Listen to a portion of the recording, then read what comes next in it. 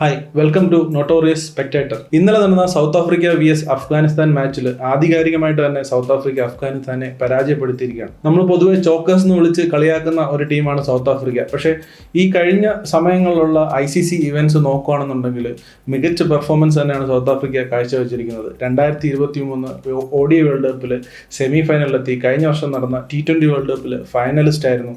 അതുപോലെ തന്നെ ഇപ്പോൾ ടെസ്റ്റ് ചാമ്പ്യൻഷിപ്പിൽ ഫൈനലിൽ എത്തി നിൽക്കുന്നു. ഇപ്പോൾ ഇന്നലത്തെ മാച്ച് എടുത്ത് നോക്കുകയാണെങ്കിൽ ഇതിന് മുമ്പ് നടന്ന ബൈലാറ്ററൽ സീരീസിലൊക്കെ കണ്ട ഒരു ആവറേജ് സൗത്ത് ആഫ്രിക്ക അല്ല നമ്മൾ കാണുന്നത്. വളരെ ശക്തമായിട്ടുള്ള ബാറ്റിങ്ങിൽ റിക്കിൾട്ടൺ, ബാവുമ, അതുപോലെ തന്നെ വാണ്ടർഡസൺ, മാർക്രം എല്ലാം നല്ല ഫോമിലുള്ള ഒരു സൗത്ത് ആഫ്രിക്കയാണ് നമ്മൾ കാണുന്നത്. ക്ലാസൻ അവരുടെ ടീമിൽ കളിക്കുന്നില്ല. അപ്പോൾ ക്ലാസൻ കൂടി തിരിച്ചു വരുമ്പോഴത്തേക്ക് ഇവരുടെ ബാറ്റിംഗ് വളരെയധികം സ്ട്രോങ് ആവും. സൗത്ത് ആഫ്രിക്ക ക്വാളിറ്റി സ്പിന്നിനെതിരെ വീക്കാണെന്നുള്ളതാണ് പൊതുവേ നമ്മൾ കണ്ടുവന്നിട്ടുള്ളത്. പക്ഷേ ഇന്നലത്തെ മാച്ച് എടുത്ത് നോക്കുകയാണെന്നുണ്ടെങ്കിൽ അഫ്ഗാനിസ്ഥാന്റെ മികച്ച സ്പിന്നേഴ്സിനൊന്നും സൗത്ത് ആഫ്രിക്കയെ അധികം ട്രബിൾ ചെയ്യാൻ പറ്റിയില്ലെന്നാണ് എനിക്ക് മനസ്സിലാവുന്നത്. ഒരു പ്രോപ്പർ 50 ഓവർ ക്രിക്കറ്റിന്റെ അപ്രോച്ചാണ് ഇവരുടെ ബാറ്റിങ്ങിൽ നമ്മൾ ഇന്നലെ കണ്ടത്. കറക്റ്റായിട്ട് സിംഗിൾസ് എടുത്ത് പോകുന്നുണ്ട്, അതുപോലെ തന്നെ കൃത്യമായ ഇടവേളകളിൽ ബൗണ്ടറി കണ്ടെത്തുന്നുണ്ട്. ഇങ്ങനെയൊക്കെ കളിച്ചിട്ടും ഈ സ്പിന്നേഴ്സിനെ അവർ നല്ല ബോളുകൾ ഡിഫെൻസ് ചെയ്തിട്ട് തന്നെയാണ് കളിക്കുന്നത്. ഇങ്ങനെയൊക്കെ കളിച്ചിട്ടും ഏകദേശം ഒരു റൺ റൺ റേറ്റ് മെയിൻറ്റെയിൻ ചെയ്ത് പോകാൻ ഇവർക്ക് പറ്റുന്നുണ്ട്. അങ്ങനെ അവസാനം ഒന്ന് ആക്സിലറേറ്റ് ചെയ്ത് ഒരു 300+ റൺ കണ്ടെത്താൻ ഇവർക്ക് പറ്റി എന്നുള്ളത് വലിയൊരു അഡ്വാൻറ്റേജ് ആണ്. ലാസ്റ്റ് ഫൈനൽ ഒരു 3-4 ഓവർ നോക്കുകയാണെന്നുണ്ടെങ്കിൽ കുറച്ച് സ്ട്രഗിൾ ചെയ്തു. മില്ലറിന് കറക്റ്റ് സമയത്ത് ആ ഫയർ വർക്ക് നടത്താൻ പറ്റിയതുമില്ല. അതുമാത്രമല്ല അഫ്ഗാനിസ്ഥാൻ ആ ഫൈനൽ ഓവേഴ്സിൽ നന്നായിട്ട് ബോൾ ചെയ്തു. അവിടെ മാത്രമുള്ളൂ സൗത്ത് ആഫ്രിക്കൻ ബാറ്റിങ്ങിന് ഒരു ചെറിയ പിഴവ് സംഭവിച്ചത്. ബട്ട് ക്ലാസൻ കൂടി വരുമ്പോഴത്തേക്ക് ആ ഒരു പ്രശ്നം അവർ സോൾവ് ചെയ്യും എന്ന് തന്നെയാണ് ഞാൻ കരുതുന്നത്. അഫ്ഗാനിസ്ഥാനെ സംബന്ധിച്ച് നോക്കുകയാണെന്നുണ്ടെങ്കിൽ മുഹമ്മദ് നബി മാത്രമാണ് ഈ സൗത്ത് ആഫ്രിക്കൻ ബാറ്റ്സ്മാൻമാരെ കുറച്ചെങ്കിലും ട്രബിൾ ചെയ്തത്. ഫീൽഡിങ്ങിൽ ഒരുപാട് മിസ്റ്റേക്സ് ഉണ്ടായിരുന്നു, ഒരുപാട് മിസ്ഫീൽഡ്സ് ഉണ്ടായിരുന്നു. അതുകൊണ്ട് തന്നെ സൗത്ത് ആഫ്രിക്കൻ ബാറ്റ്സ്മാൻമാർ ഈസി ആയിട്ട് റണ്ണ് കണ്ടെത്തിക്കൊണ്ടേയിരുന്നു. ഇവരെ ഒന്ന് ട്രബിൾ ചെയ്യാനോ അല്ലെങ്കിൽ പാർട്ട്ണർഷിപ്പ് ബ്രേക്ക് ചെയ്യാനോ ഒന്നും അഫ്ഗാനിസ്ഥാൻ ബോളേഴ്സിന് സാധിച്ചില്ല. ഇനി അഫ്ഗാനിസ്ഥാന്റെ ബാറ്റിങ്ങിലേക്ക് വരുമ്പോൾ അവിടെയാണ് സൗത്ത് ആഫ്രിക്കയുടെ ബാറ്റ്സ്മാൻമാർ എത്ര മനോഹരമായിട്ടാണ് കളിച്ചത് നമുക്ക് മനസ്സിലാവുന്നത്. അഫ്ഗാനിസ്ഥാന്റെ ഒരു അപ്രോച്ച് തന്നെ റൺസ് ഇപ്പോൾ ഇത് 300+ സ്കോർ ഉണ്ട്. അപ്പോൾ റൺസ് കണ്ടെത്തുക, ബൗണ്ടറീസ് കണ്ടെത്തുക എന്നുള്ളൊരു അപ്രോച്ചാണ്.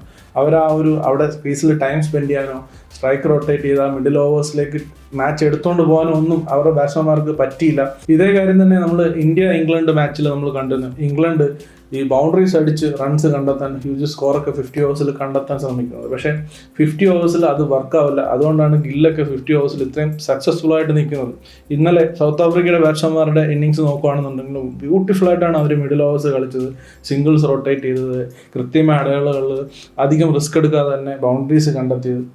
ഒരു 40 ഓവേഴ്സൊക്കെ എത്തുമ്പോഴത്തേക്ക് ഒരു 220, 230 ഒക്കെ എത്താൻ പറ്റുവാണെന്നുണ്ടെങ്കിൽ പിന്നീടുള്ള 10 ഓവർ ആക്സിലറേറ്റ് ചെയ്യാൻ കയ്യിൽ വിക്കറ്റ് ഉണ്ടെങ്കിൽ ഏത് ടീമാണെങ്കിലും സാധിക്കും. അങ്ങനെയാണ് ഒരു പ്രോപ്പറായിട്ട് 50 ഓവർ മാച്ച് ബാറ്റ് ചെയ്യേണ്ടത്. അല്ലാതെ 2020 പോലെ എല്ലാ ബോളും അഗ്രസീവായിട്ട് അടിക്കാൻ പോയിട്ടുള്ള അപ്രോച്ച് 50 ഓവറിൽ വർക്കാവില്ല. അഥവാ വർക്കാവുമായിരിക്കും 1-2 മാച്ചിൽ.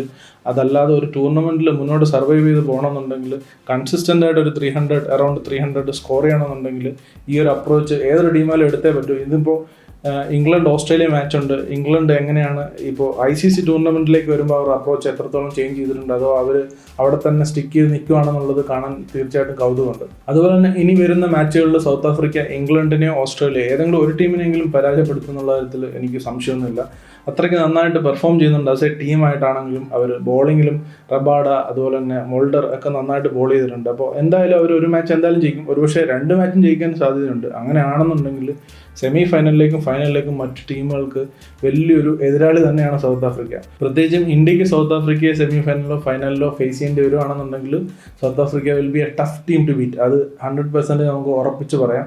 പിന്നെ ICC ടൂർണമെൻറ്റ്സിൻ്റെ ഈ നോക്കൗട്ട് സ്റ്റേജിലേക്ക് വരുമ്പോൾ അവർ ചോക്ക് ചെയ്യുന്നതൊക്കെ ഓക്കെ. പക്ഷേ ഓൺ എ ഗിവൺ ഡേ ഏത് ടീമിനെ ബീറ്റ് ചെയ്യാനുള്ള ഒരു കപ്പാസിറ്റി അല്ലെങ്കിൽ സ്കില്ല്, പവർ, ഫയർ പവർ എല്ലാം ഈ ടീമിൽ ഉണ്ടെന്നുള്ളത് ഇന്നലത്തെ മാച്ച് കണ്ടാൽ തന്നെ നമുക്ക് മനസ്സിലാവും. അപ്പോൾ ഇന്ത്യ ആണെന്നുള്ള ഏതൊരു ടീമാണെന്നുണ്ടെങ്കിലും നോക്കൗട്ടിലേക്ക് വന്നു കഴിഞ്ഞാൽ south Africa will trouble dum എന്നുള്ള കാര്യത്തിൽ ഒരു സംശയം എനിക്കില്ല.